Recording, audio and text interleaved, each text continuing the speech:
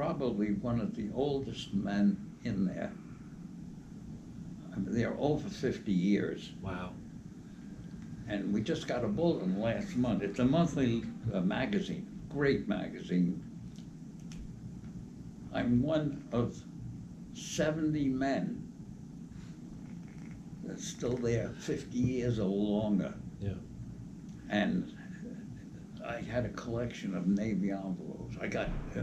I gave up stamp collecting. I immersed myself in this. And I went to shows all over the country. From this, we have an annual convention. Mm-hmm.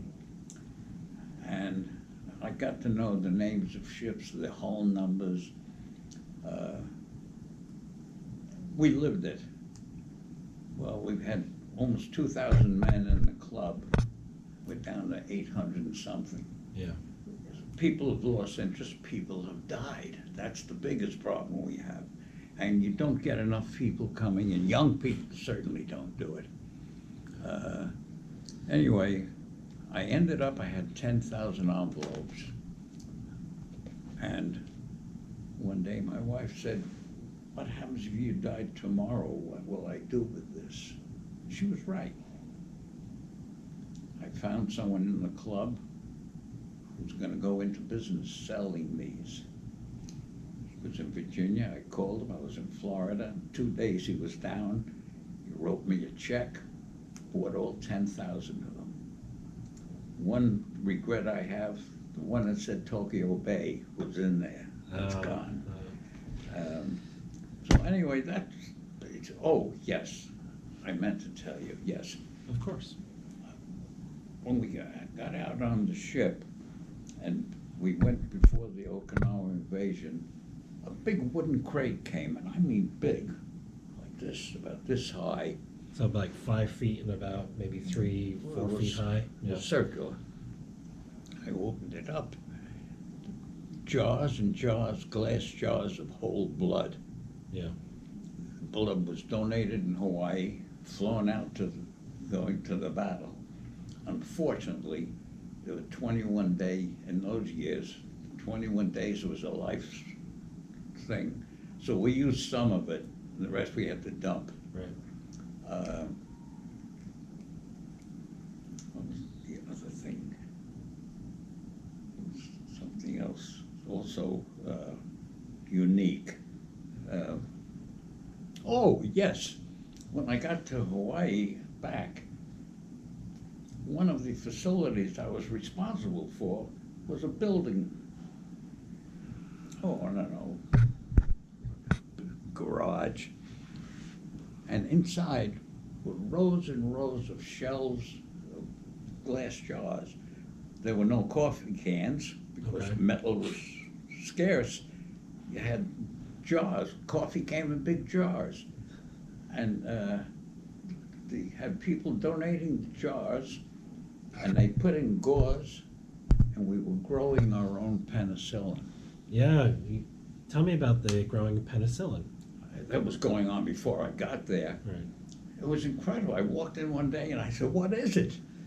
And they were moldy. It was getting molds and whatever else. And we grew our own penicillin, and it was airlifted out to the fighting areas. Little things.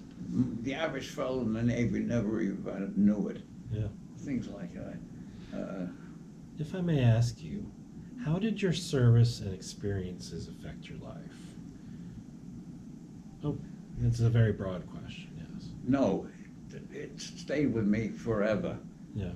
Things which other people did they were important to me, not to other people. It was something I lived by, really. To this day, I still like that. I can't stand people there were some few people, for whatever reason, never served.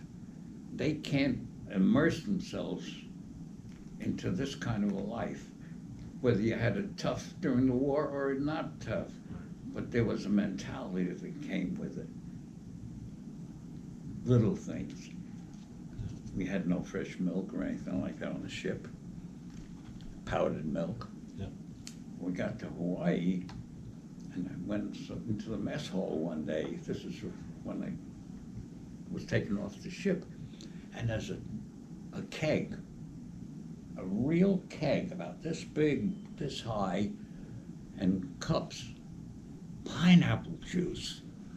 It was filled 24 hours a day, pineapple juice, and you walked over there anytime.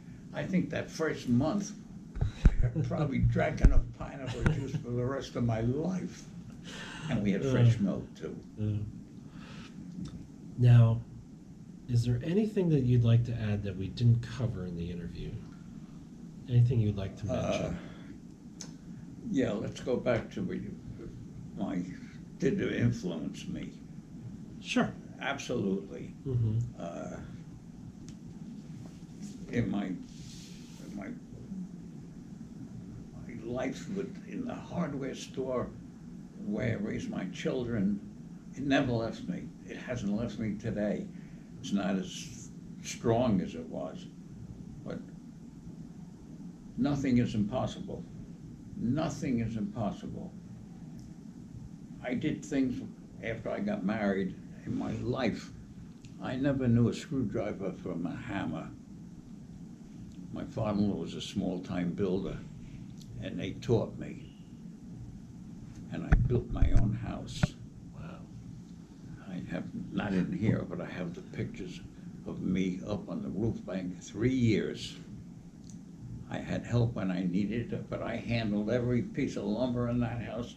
My brother-in-law was a mason. We did the cement work, we did the walls, we did the chimneys. And it's because what I picked up in the Navy that you can do. And I built that whole house. I built a separate garage. That all came out of that, whatever. No question about it. Yeah.